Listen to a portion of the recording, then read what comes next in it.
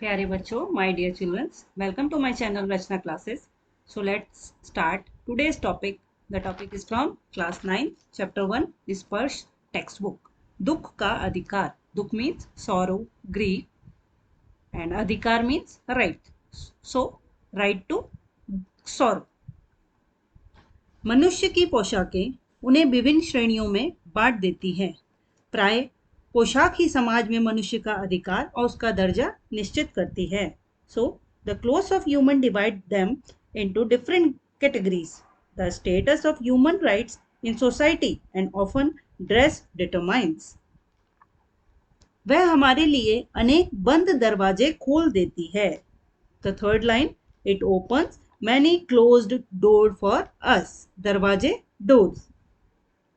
परंतु बट कभी ऐसी भी परिस्थिति आ जाती है, sometimes such a situation arises, कि हम जरा नीचे झुककर समाज की निचली श्रेणियों की अनुभूति को समझना चाहते हैं. That we want to bow down and understand the feeling of the lower classes of the society.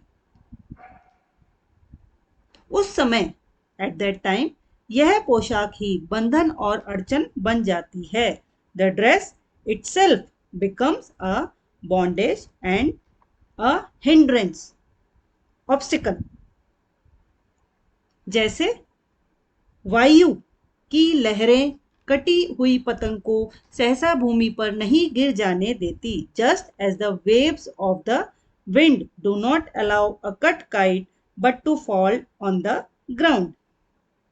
उसी तरह similarly खास परिस्थितियों में हमारी पोशाक हमें झुक सकने से रोके रहती है. Similarly our dress keeps us from going down in a special circumstances.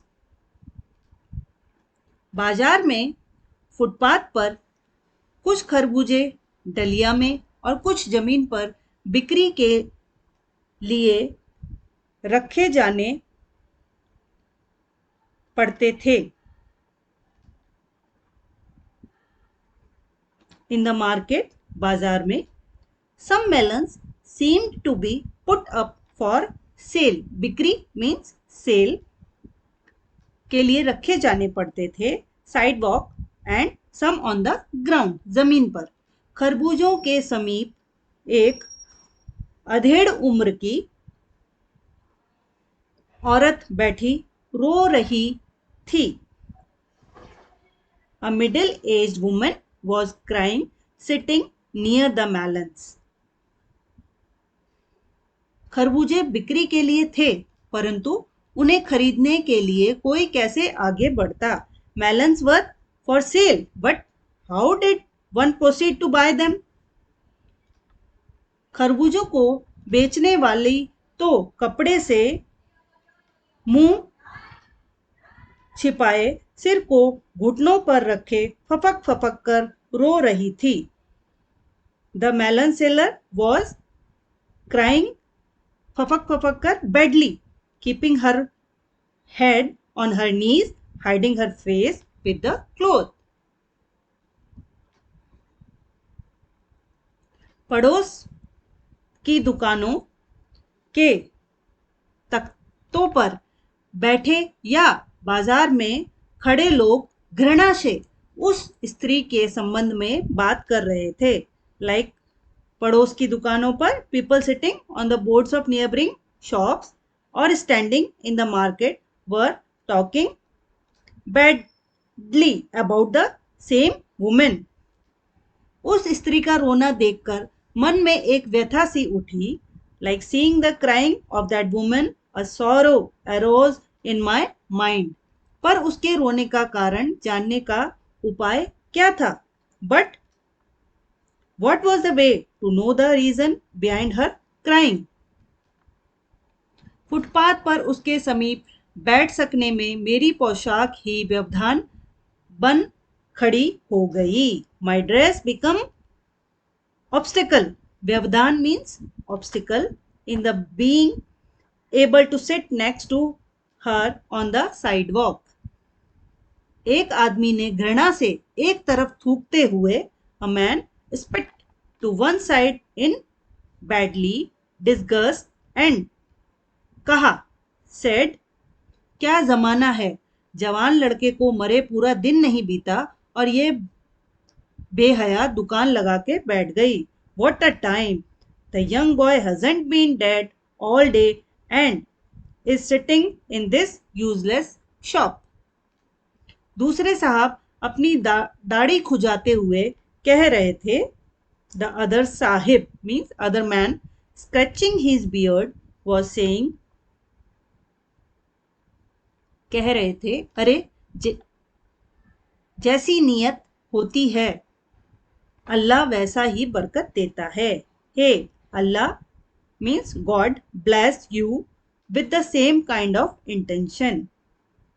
सामने के फुटपाथ पर खड़े एक आदमी ने दिया सलाई की तीली से कान खुजाते हुए कहा. A man standing on the sidewalk in front scratching his ears with matchstick. दिया सलाई means matchstick. Said, hey, और कहा, अरे इन लोगों का क्या है, ये कमीने लोग रोटी के टुकड़े पर जान देते हैं. Like, hey, what's up with these people? These bad people give their lives on a piece of bread. रोटी का टुकड़ा. इनके लिए बेटा बेटी खसम लुगाई धर्म ईमान सब रोटी का टुकड़ा है.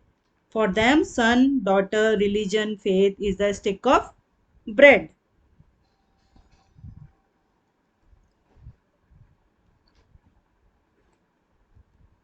परचून की दुकान पर बैठे लाला जी ने कहा,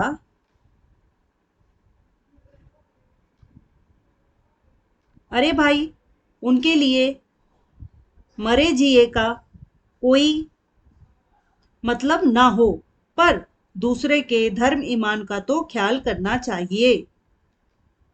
जवान बेटे के मरने पर 13 दिन का सूतक होता है. He said, hey, what about these people? Lala ji sitting at the grocery shop. परचून की दुकान means grocery shop. Hey brother, there is no point in dying or living for them, but one should take care of the faith and belief of others. When the young son dies, there is a 13-day sutak means like these days are not used as a simple livings, and he has came here on the road in the market and sat down to sell melons. 1000 आदमी आते जाते हैं, कोई क्या जानता है कि इसके घर में सूतक है. 1000 means 1000 of people come and go. Who knows that there is a सूतक in his house? कोई इसके खरबूजे खा ले तो इसका ईमान धर्म कैसा रहेगा, क्या अंधेर है. If someone eats her melons, how will his faith and religion remain? What a darkness! क्या अंधेर है. पास पड़ोस की दुकानों से पूछने पर पता लगा उसका 23 बरस का जवान लड़का था. घर में उसकी बहू और पोता पोती हैं. लड़का शहर के पास 1.5 बीघा. पास पड़ोस की दुकान से पूछने पर पता चला. पूछना means inquiry. On inquiring from the neighboring shops, it was found that he was a young boy of 23 बरस 23 years. घर में उसकी बहू ही है, she had a daughter-in-law, पोता पोती, ग्रैंड चिल्ड्रंस एट होम. लड़का शहर के पास 1.5 बीघा भर जमीन में कचियारी करके परिवार का निर्वाह करता था. The boy used to take care of family by cultivating 1.5 बीघाs of land near the city. Bigha means like a measurement of that land.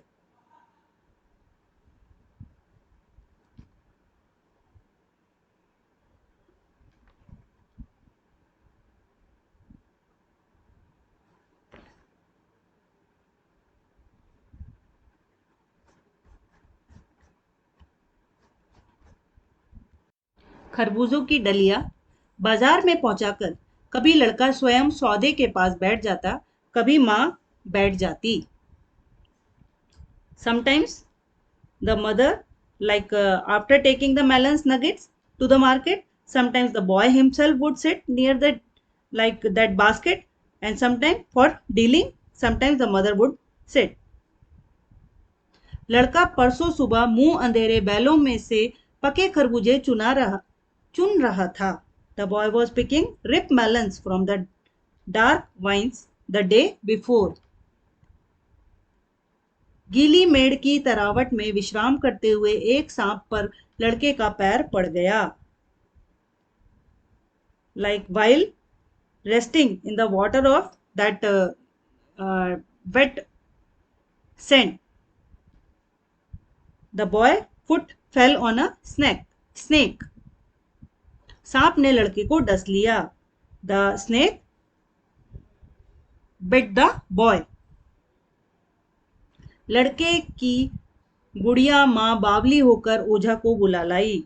The boy's old mother came out and called the exorcist, that ओझा. झाड़ना फूकना हुआ. There was a like flurry. Nagdev की पूजा हुई. Nagdev was worshipped. पूजा के लिए दान दक्षिणा चाहिए. Donations and like दक्षिणा is donation are needed for worship. घर में जो कुछ आटा, whatever flour in the house, और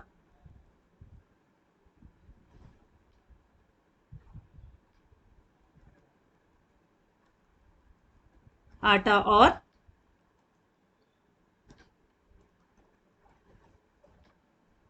अनाज था, दान दक्षिणा में उठ गया. There was a grain woke up in the charity. माँ, बहू और बच्चे भगवाना से लिपट लिपट कर रोए, पर भगवाना जो एक दफे चुप हुआ तो फिर ना बोला. Mother, daughter in law, children cried very much to Bhagwana, but God, who fell silent once, did not speak again. Bhagwana fell silent once, did not speak again. सर्प के विष से उसका सब बदन काला पड़ गया था. His whole body was like blackened by the venom of the snake. जिंदा आदमी नंगा भी रह सकता है. A living man can remain without clothes. परंतु मुर्दे को नंगा कैसे विदा किया जाए? But how to send the dead man without clothes? उसके लिए तो बजाज की दुकान से नया कपड़ा लाना ही होगा. For that a new clothes will have to be brought from Bajaj shop. चाहे उसके लिए माँ के हाथों के छन्नी ककना ही क्यों ना बिक जाएं. Even if the like mother's hand, that jewelry and all hands are sold for it. भगवाना परलोक चला गया था. घर में जो कुछ चूनी भूसी थी उसे विदा करने में चली गई. God has gone, like Bhagwana has gone to the hereafter and he is dead. घर में जो कुछ like whatever was there in the house, it went away. चुन्नी भूसी भी उसकी विदाई में चली गई. बाप नहीं रहा तो क्या? If the father is not there, then the boys started crying with hunger as soon as they woke up in the morning. तो क्या? लड़के सुबह उठते ही भूख से बिलबिलाने लगे. They are crying.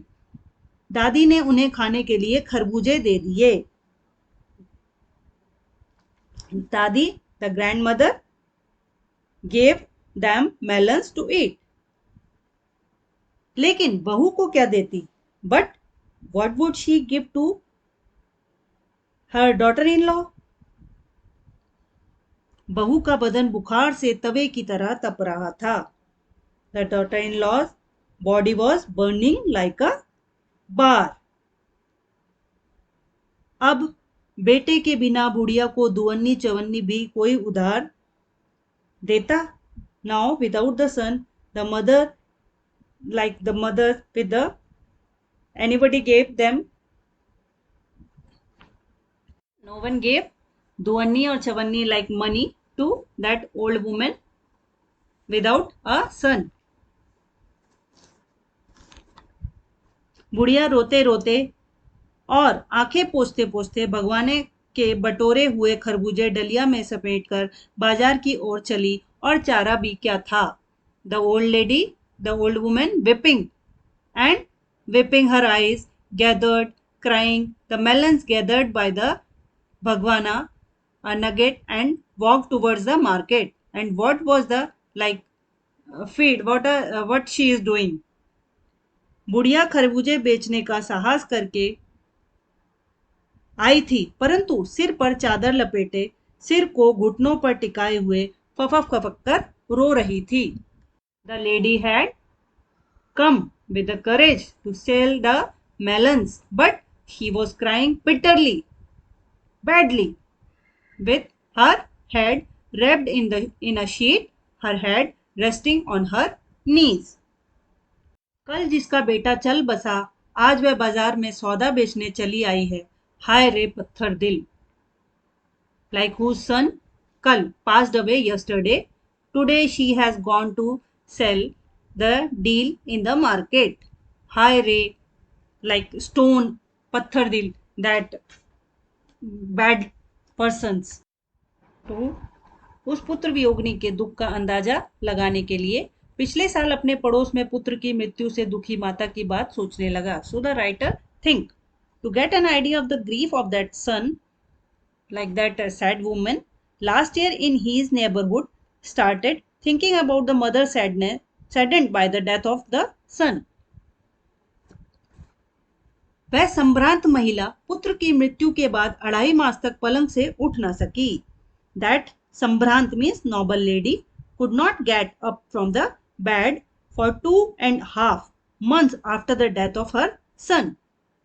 उन्हें 15-15 मिनट बाद पुत्र वियोग से मूर्छा आ जाती थी. He used to like faint after 15 minutes from the separation of his son. और मूर्छा न आने की अवस्था में आंखों से आंसू न रुक सकते थे.